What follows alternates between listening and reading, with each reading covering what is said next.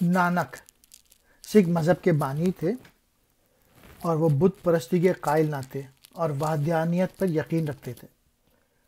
قوم نے پیغام گوتم کی ذرا پرواہ نہ کی، قدر نہ پہچانی نہ اپنے گوہر یک دانہ کی۔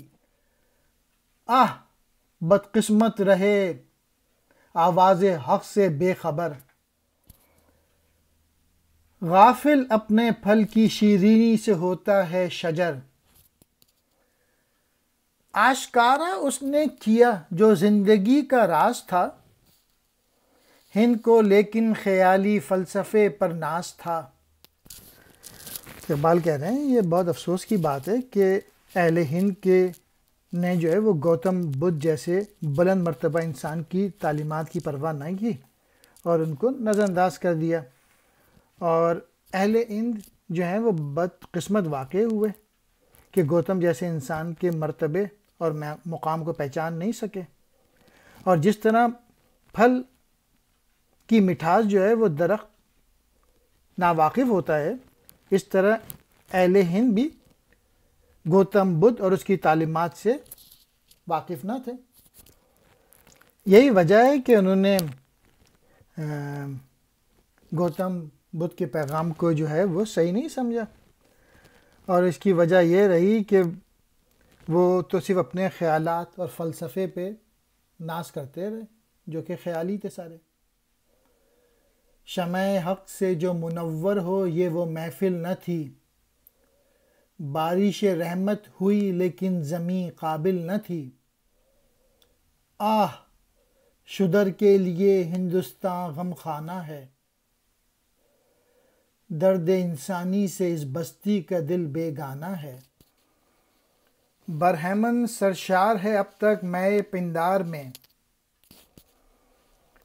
شمع گوتم جل رہی ہے محفل اغیار میں۔ دراصل یہ وہ جگہ ہی نہ تھی جو شمع حق کی روشنی سے روشن ہو، منور ہو، اور ہند کی سرزمین پہ ابر رحمت برسا تو ضرور، لیکن یہ زمین اس قابل نہ تھی۔